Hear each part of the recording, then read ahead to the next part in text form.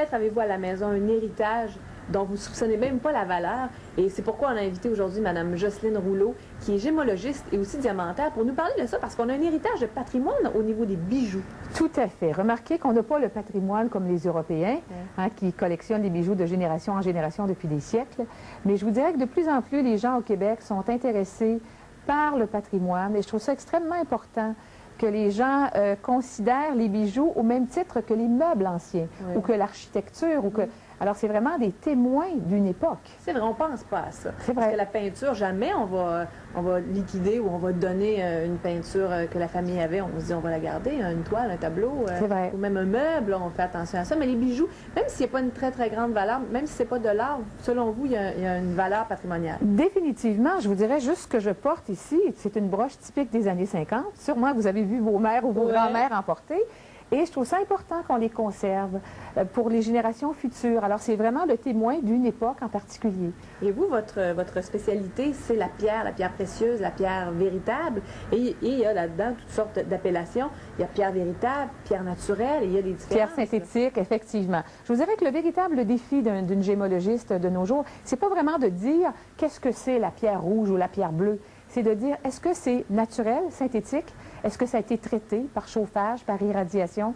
Alors, les pierres sont de plus en plus traitées. Je vous dirais qu'on en voit, dans les pièces anciennes, on voit beaucoup moins de pièces qui étaient traitées. Et la qualité de fabrication aussi de ce qu'on voyait autrefois, je vous dirais qu'en général, elle était plus grande que ce qu'on voit aujourd'hui. Parce qu'aujourd'hui, c'était en série.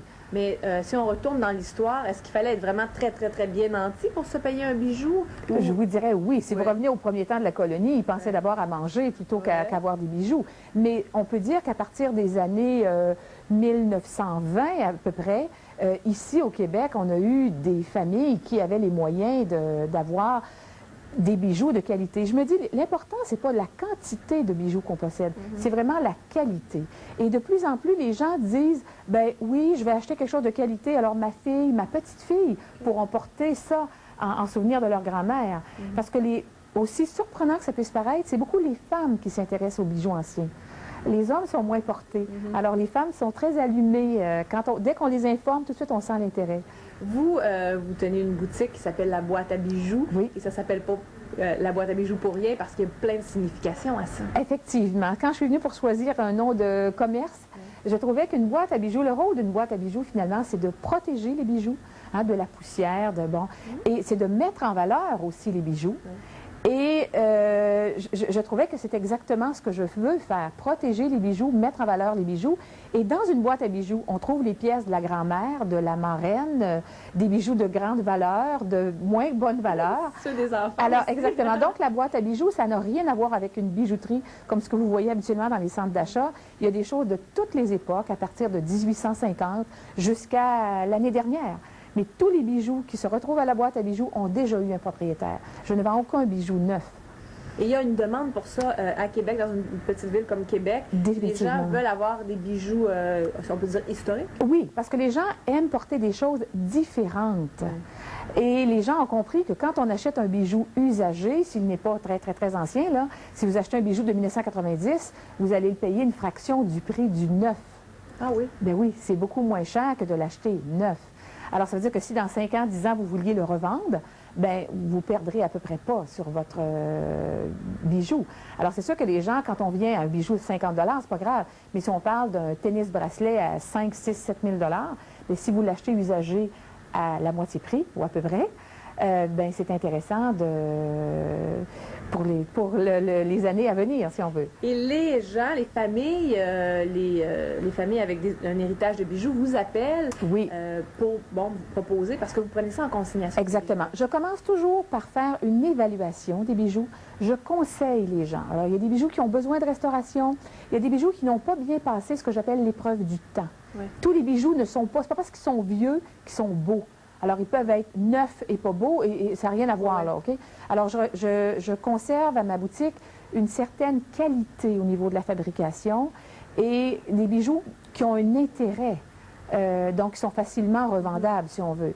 Alors donc, la première étape, c'est l'évaluation. Et ensuite, on signe un contrat de consignation. Et dès que les bijoux est vendu, je remets l'argent au propriétaire. Parce que les gens ne savent pas où vendre leurs bijoux usagés. On les laisse dans un petit coin, puis finalement, on les liquide sans vraiment trop savoir. Exact. Vous portez un bel échantillon. Oui, j'ai l'air d'un arbre de Noël. Échantillonnage de bijoux anciens. Vous portez un collier qui est absolument fabuleux. Oui, merci. Alors, ce bijou-là est un bijou d'à peu près 1910. Les boucles d'oreilles sont de 1890 à peu près. Platine, oui, platine et diamant.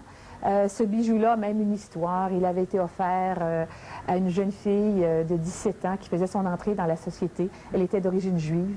Et finalement, elle l'a donné à quelqu'un qui a pris soin d'elle. En tout cas, et la famille me l'a apporté. Alors, chaque bijou a une histoire Vous m'avez chez moi. prêté, là, oui, une jolie broche. Oui, qui date de 1880. C'est une broche en or 18 carats d'origine française. Oui, avec des petites perles qui sont des perles fines. Parce qu'à l'époque, il n'y avait pas de perles de culture. C'était des perles véritables. C'est des perles naturelles. Oui, parce que le mot véritable, souvent le mot véritable n'est pas très bien compris. Quand on dit un rubis véritable, la plupart du temps, 9,9 fois sur 10, c'est un rubis synthétique. Alors, est-ce que c'est un vrai rubis? Oui, parce qu'il a la composition chimique, les propriétés optiques, physiques d'un vrai. Mais au lieu de croître dans le sol sur des millions d'années, il croît dans un creuset en laboratoire en quelques mois seulement. Ça perd un peu de son charme. Mais c'est un rubis. Oui. C'est un rubis. Et je vous dirais qu'il y a un marché pour tout. Tout le monde n'a pas les moyens d'acheter un rubis naturel de première qualité. Alors, des fois, il y a des compromis que les gens peuvent faire. Mais il faut comprendre ce qu'on achète. Et ça, je trouve ça important. C'est vraiment intéressant de vous écouter. La boutique, la boîte à bijoux, c'est sur la rue Maguire, à Sillery. Exact. Et on vous appelle pour prendre un petit rendez-vous? Oui, parce que je ne peux pas recevoir 2 personnes à la fois.